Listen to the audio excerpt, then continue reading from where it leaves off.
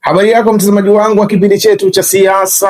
ya ulimwengu. Karibu tena katika siku nyingine na wakati mwingine wa mwendelezo wa kipindi chetu, kipindi ambacho kinakujia kwa udhamini wa Mnuko Global Visa Consultant, ambao sio tu washauri wako lakini vile vile ni wasaidizi wako, ikiwa katika siku za usoni unakusudia kuelekea katika nchi za ughaibuni, nchi kama za Canada, Uingereza, nchi za Umoja wa Ulaya pamoja na Australia. Unaweza kuwasiliana nao kupitia namba hizo chini tangazo kwa msaada, ushauri pamoja na mwongozo.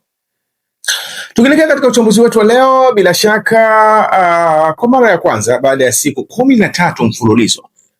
za nchi ya Marekani kufanya mashambulizi ndani ya nchi ya Iran katika usiku wa tarehe 24 kuamkia tarehe 25, ambao actual ulitakiwa uwe ni usiku wa 14 katika upande wa mashambulizi ya nchi ya Marekani. Ni usiku ambao ulipita kapa bila nchi ya Marekani kufanya mashambulizi ya namna yote katika nchi ya Iran, pamoja na kwamba nchi ya Iran yenyewe iliendelea na operesheni yake,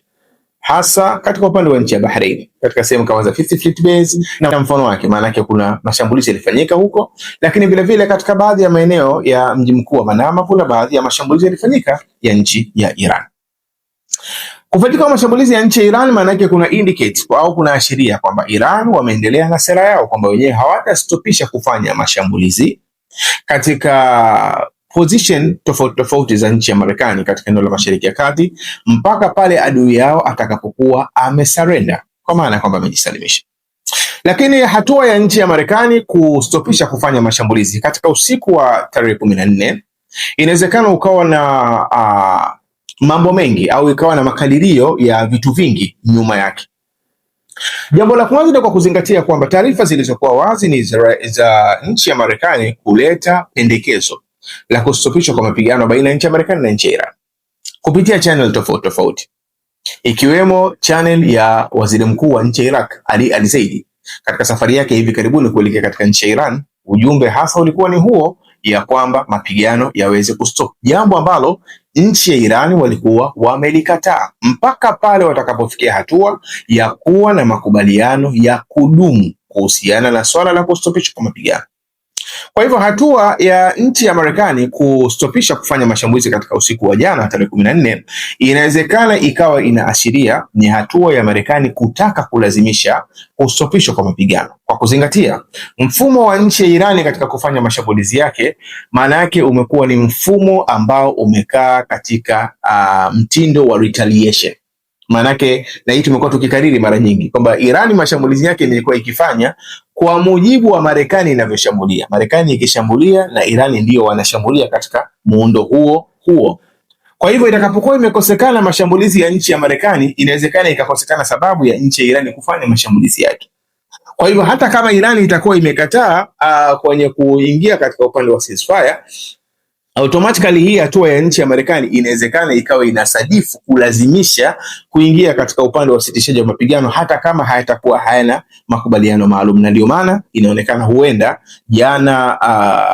ilikuwa ni sababu ya nchi ya Marekani kutokufanya mashambulizi katika nchi ya Iran. Lakini upande huo utapimwa ikiwa usiku wa 15 vile vile nchi ya Marekani haitofanya mashambulizi katika nchi ya Iran. Hiyo ni upande wa kwanza. Lakini upande wa pili ambao tumekuwa tukiuona huenda ikawa ni sababu ya nchi ya Marekani kuto kufanya mashambulizi katika usiku wa 14 katika nchi ya Iran, huenda ni kwa sababu ya tatizo ambalo linaikabili nchi ya Marekani. Marekani imekuwa ikifanya mashambulizi kwa kutumia silaha ambazo ziko highly advanced, maana ni silaha ambazo ni za juu ndani ya nchi ya Iran. Kwa muda imekuwa ikifanya hivyo, kiasi ambacho kumekuwa kuna taarifa za wazi za kupungua kwa kiwango cha baadhi ya silaha muhimu katika upande wa nchi ya Marekani. Na kupungua kwake haina maana kwamba Marekani hawatengenezi silaha, lakini kiwango cha utengenezaji wao kwa mwaka kinawezekana kisiendane na kiwango cha silaha ambazo zinatumika, na ni silaha katika kategori zote au katika pande zote. Maana yake zile ambazo zinafanya mashambulizi, kwa maana wanaita kwa Kiingereza zile silaha zile za offensive, zinafanya mashambulizi ya kushambulia katika target za adui, au kiwango cha silaha ambazo zinaweza kutumika katika kufanya defensive, ile kufanya kutengeneza ulinzi, kwa maana kwamba mifumo kama ile ya THAAD au ile Patriots ni mifumo ambayo inahitaji baadhi ya zile anti-weapons zile silaha ambazo zinaweza zikatungua makombora na mfano wa namna hiyo. Maana yake ni kwamba Iran watakapokuwa wanafanya mashambulizi mengi, automatically kile kiwango cha silaha ambazo zikatumika kutungua ile makombora, maana yake zinazidi kupungua kwa kiwango kikubwa. Kupungua kwa kiwango kikubwa, maana yake mwisho wa siku ni kwamba position ya Marekani inawezekana ikapungua, kwa maana ya kwamba kile kiwango cha silaha walichokuwa nacho kisiendane na mtiririko wa mashambulizi ambao wanakuja katika nchi ya Iran. Mwisho wa siku inawezekana kwamba pakawa hakuna uwiano mzuri baina ya sehemu ya mashambulizi yanayofanywa na nchi ya Marekani, lakini vile vile na uwezo wake wa kujilinda, na kwa kuzingatia vile vile kwamba hata katika upande wa mashambulizi pamekuwa na report kwamba silaha ambazo zimekuwa zinatumika sasa hivi nyingi ni za short range na sio long range, sio zile za masafa marefu. Kwa sababu zile za masafa marefu faida yake ni kwamba unaweza ukafanya kitu wanakiita stand off attacks. Tukisema stand off attacks, maana yake ni kwamba unaweza ukakaa umbali mkubwa na ukafanya mashambulizi katika eneo fulani ambalo liko mbali, pasi na ndege kama inatumika kufanya mashambulizi kuingia katika hatari. Lakini unapokuwa unatumia silaha ambazo za short range ambazo zinatumika zaidi sasa hivi na nchi ya Marekani, matokeo yake ni kwamba zile ndege maana yake zinasogea karibu na center au ile kill zone ya adui. Mwisho wa siku inawezekana ikaleta madhara pia katika upande wa vifaa vya kijeshi, kama upande wa ndege ambao zinaonekana kwamba huenda zikawa zinasogea karibu na sehemu ambayo adui inawezekana akawa na nafasi nzuri ya kuweza kushambulia. Kwa hiyo kustop kufanya mashambulizi kwa namna hii, maana yake vile vile inawezekana ikawa inatoa ishara ya kwamba kinachochungwa na nchi ya Marekani ni kuhakikisha kwamba kile kiwango cha silaha walichokuwa nacho, maana yake ni kwamba kisitoke katika utaratibu ambao Marekani wenyewe wamejipangia, au wakatoka katika position waliokuwa nayo sasa hivi, ambayo inawezekana ikawa support kuendelea kufanya operation kwa muda ujao dhidi ya nchi ya Iran. Lakini jambo lingine ambalo tumekuwa tukilitazama katika kustopisha kwake mashambulizi katika usiku wa tarehe 14, inawezekana pia ikawa inaashiria kwamba Marekani baada ya kufanya mashambulizi kwa siku 13 mtawalia, ikawa inaashiria kwamba Marekani wanahitaji wafanye assessment nzuri ya kuhusiana na kwamba wamefanya mashambulizi kwa kiwango gani, yameweza kuleta athari kwa kiwango gani, ili kuweza kujiandaa kwa phase inayofuata ambayo inawezekana ikawa ni phase kubwa zaidi ya kufanya mashambulizi ndani ya nchi ya Iran, kwa lengo la kutaka ondoa ule uwezo wa nchi ya Iran kuweza kuleta madhara, especially katika meli ambazo zimekuwa zikipita katika mlango bahari wa Hormuz. Kwa hiyo automatically katika hii process au hii hali ya Marekani katika siku ya jana kuto kufanya mashambulizi katika nchi ya Iran, bila shaka huenda ikaangukia katika hali hizo tatu ambazo tumezitaja, kwamba hali ya kwanza inawezekana ikawa ni lengo la kulazimisha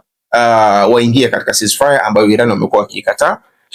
japokuwa itakuwa haina mpangilio maalum, kwa sababu ya mfumo wa nchi ya Iran umekuwa ni mfumo ambao unafanya mashambulizi kwa mujibu wa Marekani anavyoshambulia. Kwa hiyo ina maana Marekani asiposhambulia, kuna uwezekano mkubwa kwamba Iran na yenyewe waka back down,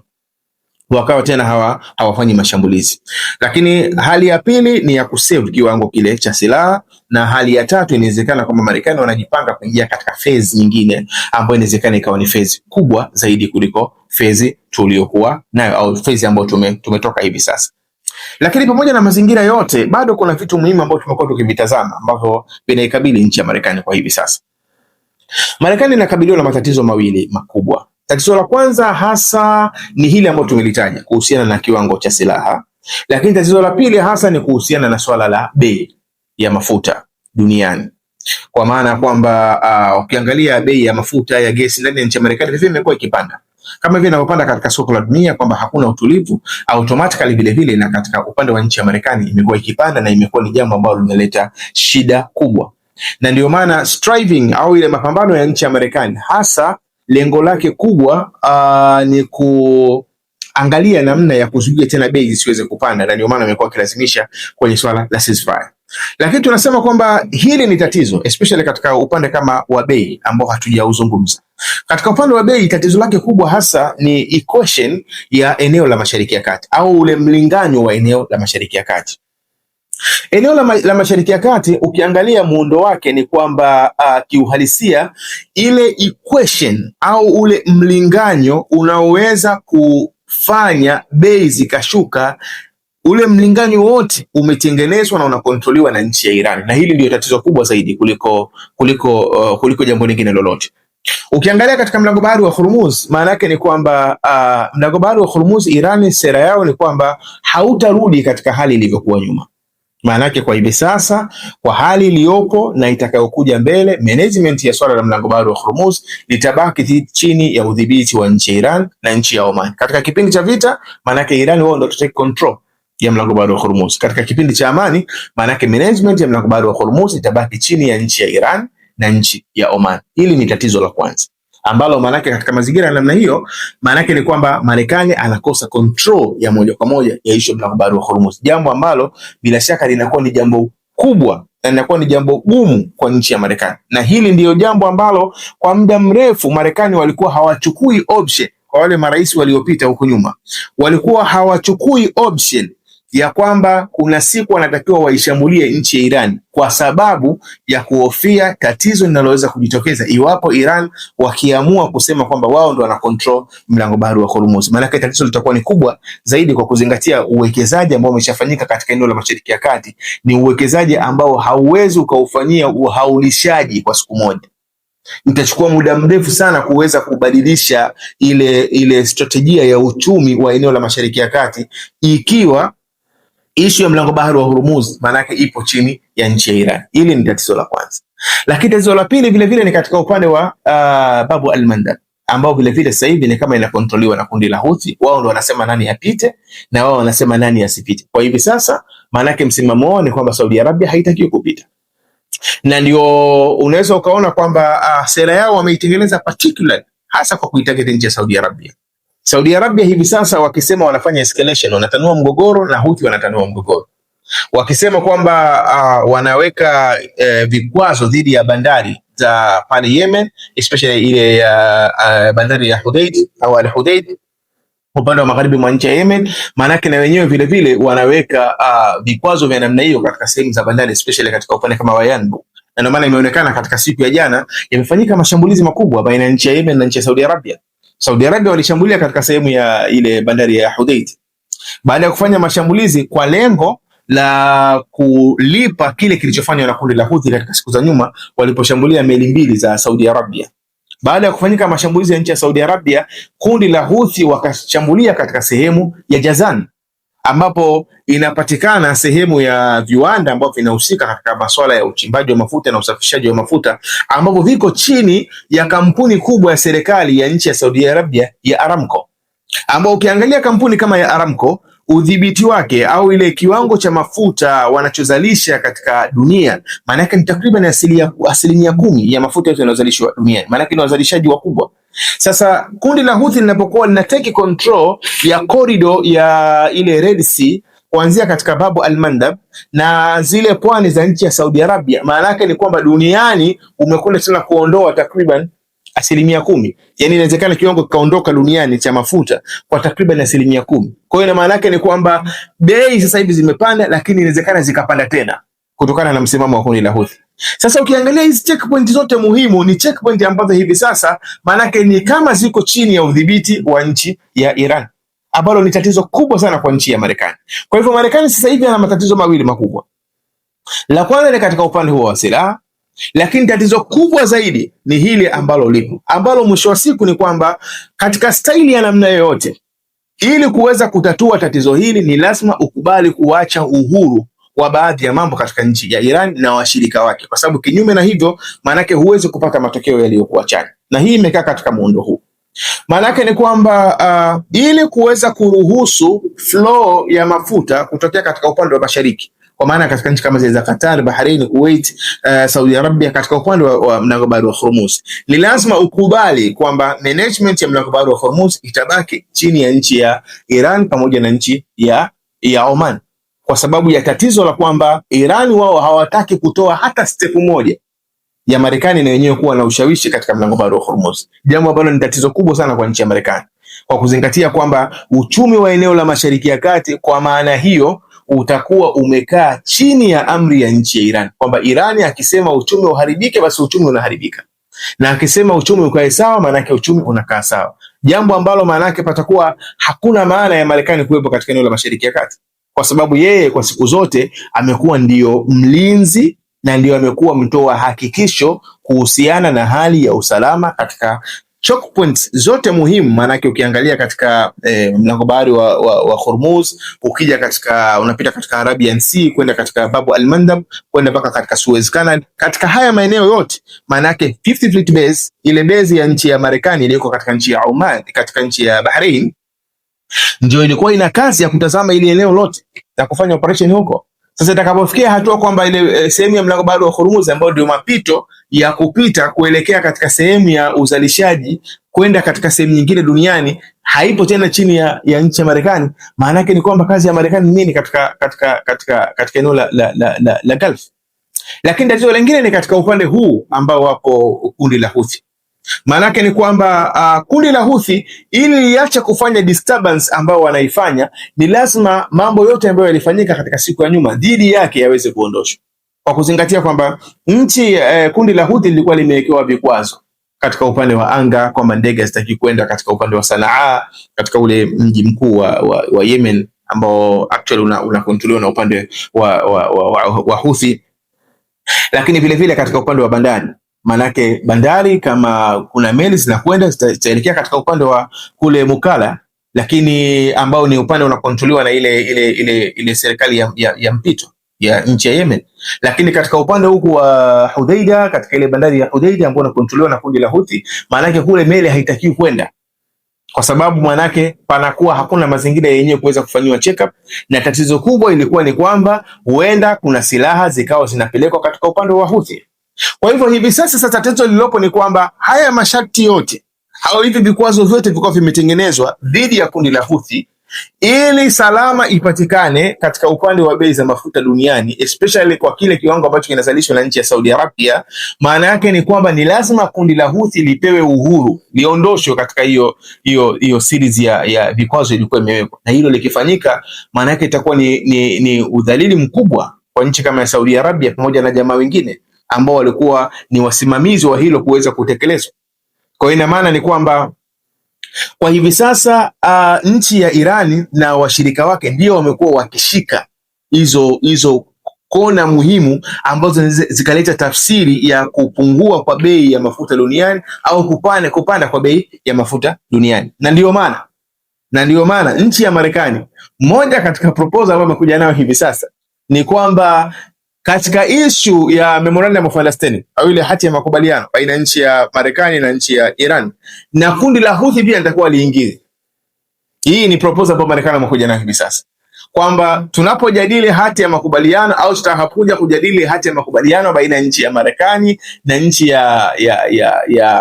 Iran, vile vile na kundi la Houthi linatakiwa lihusishwe katika hiyo hati ya makubaliano ili kuhakikisha kwamba mazingira yanakuwa katika usalama, kwa sababu mlinganyo ulioko katika eneo la Mashariki ya Kati kwa hivi sasa umekuwa ni mlinganyo ambao hautulizani. Yani maana yake ni kwamba ukicontrol upande mmoja, upande mwingine unakuwa unakataa, na ukicontrol upande wa pili, upande mwingine unakuwa unakataa. Kwa hiyo kiujumla ni kwamba ile plani yote inakuwa kama imesambaratika, kwa sababu fikra ya mwanzo ya nchi ya Marekani ilikuwa ni kwamba Israeli wanaweza wadili na Hezbollah, Saudi Arabia wadili na Houthi, Marekani yeye adili na Iran. Ina maana kila mmoja aweze kushughulishwa na upande wake, na nchi ya Iraq ilikuwa imeshaanza zoezi la kudili na ile supply line ya nchi ya Iran, na ndio maana alipoingia tu Ali al-Zaidi, yule waziri mkuu wa nchi ya Iraq, cha kwanza kabisa ilikuwa ni kuwakamata watu ambao wanaonekana wana ushirikiano na mfumo wa nchi ya Iran ulioko ndani ya nchi ya Iraq. Hii ni move ambayo ilikuwa inaendelea ndani ya nchi ya Iraq. Kwa hiyo ina maana kila kisehemu Marekani alikuwa amejaribu kuinjinia kiweze kudili kivyake. Israel adili na Hezbollah, Iraq ile serikali iliyoko hivi sasa ya Ali al-Zaidi idili na vikundi vya ndani ikiwemo kuchukua silaha na mfano wake. Huko katika upande wa Yemen, Saudi Arabia idili na Yemen, Marekani yeye adili na Iran. Lakini tatizo linalotokea ni kwamba hizi equation hazikai sawa, yani hazitulizani mahala pamoja. Na kutokutulizana kwake mahala pamoja, maana yake ni kwamba hali inakuwa inazidi kuwa katika mchanganyiko. Sasa ili mambo yaweze kuseto, maana yake ni lazima watu warudi katika hali waliokuwa nayo kabla ya mambo kuharibika. na ndio maana panakuwa kuna umuhimu wa sasa hivi watu kuweza kukaa chini na kujaribu kuweza kufanya negotiation ya kile ambacho inaonekana Marekani kama alikuwa ameamua kukiweka pembeni kwamba hakina manufaa, lakini kwa mazingira na hali jinsi inavyokwenda hivi sasa, maana yake panakuwa tena kuna umuhimu wa Marekani kurudi katika ile hati ya makubaliano na kuweza tena kujadili na nchi ya Iran tena katika mazingira ambayo ikiwezekana na baadhi ya washirika ikiwemo kama kundi la Houthi liweze vile vile kuingia katika ile hati ya makubaliano ili kuweza kuweka usalama wa katika upande hasa wa uchumi wa dunia, kwa kuzingatia kwamba nchi ya Iran na kundi la Houthi wote wanashika checkpoint ambazo ni muhimu, ambazo kupitia checkpoint hizo dunia inaweza experience either uchumi kukua kurudi katika hali yake ile ya kawaida au uchumi kuharibika kabisa. Kwa hivyo hii ndio hali ambayo imekuwa ikiendelea katika eneo la Mashariki ya Kati, ambayo lau hali hii kama itaendelea katika muundo wa namna hii, maana yake ni kwamba ushawishi wa nchi ya Marekani utakuwa umepungua kwa kiwango kikubwa sana. Yaani utazidi kuathirika kwa kiwango kikubwa sana katika eneo la Mashariki ya Kati, kuzingatia kwamba kila solution ambayo Marekani wamejaribu kuishika kwa hivi sasa imekuwa ni solution ambayo kiuhalisia haileti matunda yaliyokuwa chanya. Lakini katika upande mwingine, upande wa nchi ya Iran, manake watakuwa wanaamini kwamba wao wameweza kufanikiwa kuidhibiti nchi ya Marekani kwa kiwango kikubwa. Watakuwa wanaamini kwamba wameweza kuidhibiti nchi ya Marekani kwa kiwango kikubwa, na ndio maana baadhi ya maafisa wake wamekuwa wakikariri kama kina Abbas Araghchi ya kwamba wao hawaamini kama Marekani ni superpower. Hawaamini hivyo, na wanaendelea kuprove wao walichokuwa nakizungumza, wanasema kwamba tunaendelea kuprove ya kwamba Marekani sio superpower tena kama ilivyokuwa mwanzo. Lakini kiuhalisia Marekani bado ni nchi ambayo ina nguvu, isipokuwa katika mlinganyo huu wa eneo la Mashariki ya Kati, kiuhalisia ni kwamba influence ya nchi ya Marekani imeweza kuathirika mahala pakubwa sana, ingawa bado tutakuwa tunaendelea kufuatilia jambo hili, kuzingatia kwamba muda bado hupo wa kuendelea kulifuatilia jambo husika, na tukitaraji kwamba huenda katika muda ujao tukapata taswira itakayokuwa bora zaidi ya hii ambayo tumekuletea. Jina langu naitwa Maulid Ali Mnukwa, nikuombe uendelee kufuatilia vipindi vyetu, na nikuombe usahau subscribe, kulike, kushare pamoja na kucomment. Uwe na muda